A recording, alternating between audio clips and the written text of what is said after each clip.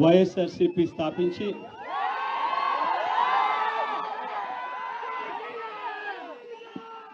పదహైదు సంవత్సరాలు దాదాపుగా ఈ రోజుతో మొదలవుతా ఉంది. ఈ 15 సంవత్సరాల ఈ వైఎస్ఆర్సీపీ ప్రయాణంలో మొట్టమొదటి రోజు నుంచి ఈ పార్టీ పుట్టింది కష్టాల్లో నుంచే పుట్టింది. ప్రజల కష్టాలను వైఎస్ఆర్సీపీ పార్టీ తమ కష్టాలుగా భావించి ప్రజల తరపున వాయిస్ ఆఫ్ ది వాయిస్లెస్ కింద ప్రతి అడుగులోనూ పోరాటం చేస్తూనే వస్తూ ఉంది వైఎస్ఆర్సీపీ. ఈరోజు ప్రతిపక్షంలో మనం కూర్చోవడం కొత్త కాదు.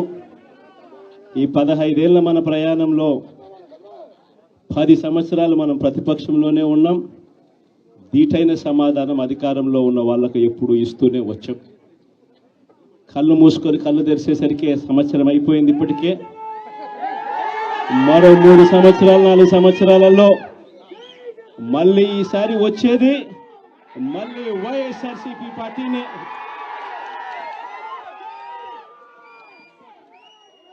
ఈరోజు వైఎస్ఆర్సీపీకి సంబంధించిన ప్రతి కార్యకర్త కూడా గ్రామంలో ఉన్న ఏ ఇంటికైనా కూడా వెళ్ళొచ్చు.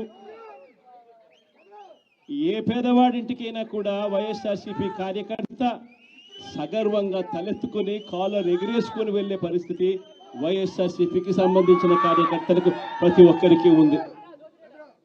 ఏ ఇంట్లోకి వెళ్ళినా కూడా వైఎస్ఆర్సీపీ కార్యకర్తను చూసినప్పుడు ఆ ఇంట్లో నుంచి వచ్చే ప్రతి అక్క, ప్రతి చెల్లెమ్మ, ప్రతి అన్న, ప్రతి తమ్ముడు, ప్రతి సోదరుడు, ప్రతి రైతన్న, ప్రతి అవ్వ కూడా వైఎస్ఆర్సీపీ కార్యకర్తను చూసినప్పుడు చిక్కటి చిరునవ్వుతోనే పలకరిస్తుంది. కారణం వైఎస్ఆర్సీపీ ఏదైనా కూడా చెప్పిందంటే చేస్తుంది అన్న నమ్మకం ఈరోజు ప్రతి ఇంట్లో కూడా ఉంది. కాబట్టి ఈరోజు అటువంటి పరిస్థితుల మధ్య ఈరోజు యాదృచ్ఛికంగా విద్యా దీవెన, వసతి దీవెనకు సంబంధించి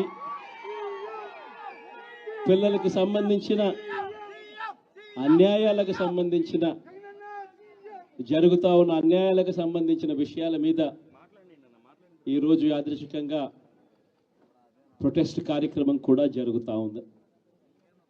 ఈ కూటమి ప్రభుత్వం వచ్చి దాదాపుగా 10 నెలలుగా వస్తూ ఉంది.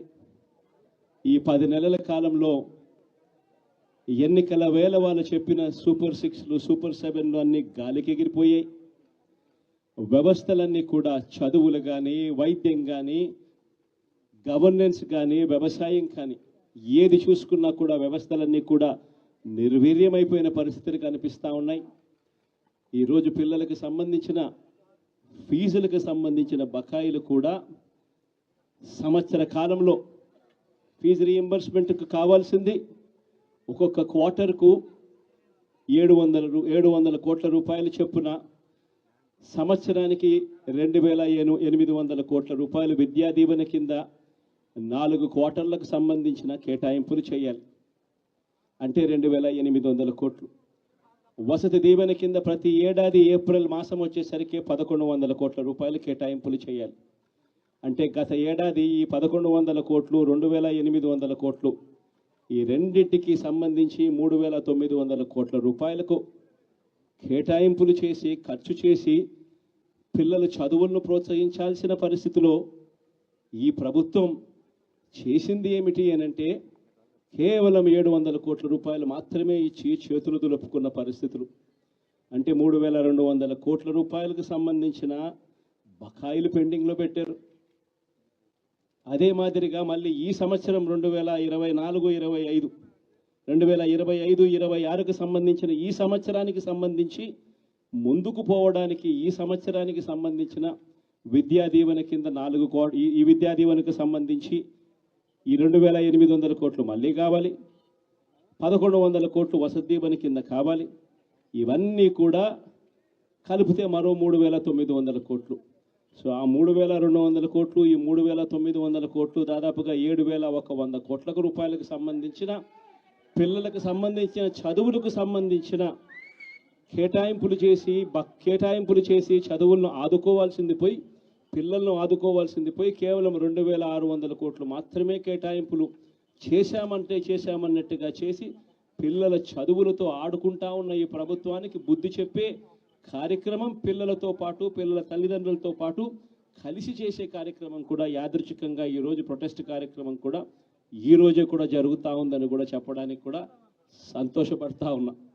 వైఎస్ఆర్సీపీ ప్రభుత్వం ఎప్పుడూ కూడా ప్రజలకు తోడుగా ఉంటుంది, ప్రజలకు ఎప్పుడూ కూడా అండగా నిలబడుతుంది, ప్రజల తరపున ఎప్పుడూ గొంతుకై వైఎస్ఆర్సీపీ ఎప్పుడూ ప్రజలకు అండగా ఉంటుందని మరొక్కసారి తెలియజేస్తూ ఈరోజు ప్రొటెస్ట్ కార్యక్రమంలో పాల్పంచుకుంటా ఉన్న ప్రతి ఒక్కరికి, ప్రతి కార్యకర్తకు, ప్రతి నాయకునికి, అదేవిధంగా పిల్లల తరపున, పిల్లల తల్లిదండ్రుల తరపున వాళ్ళతో పాటు కలిసికట్టుగా ప్రయాణం చేస్తూ ఉన్న ప్రతి ఒక్కరికి కూడా ఈ సందర్భంగా మీ అందరికీ కూడా చేతులు జోడించి పేరు పేరున మీ అందరికీ కూడా కృతజ్ఞతలు తెలుపుతా ఉన్నాను. వైఎస్ఆర్సీపీకి సంబంధించిన 15 సంవత్సరం లేక అడుగు పెడతా ఉన్న ఈ సందర్భంలో వైఎస్ఆర్సీపీకి సంబంధించిన ప్రతి నాయకుడికి, కార్యకర్తకు ఈ సందర్భంగా కంగ్రాచులేషన్స్ కూడా మరొకసారి కూడా తెలియజేస్తాను. Subscribe now and press the bell icon.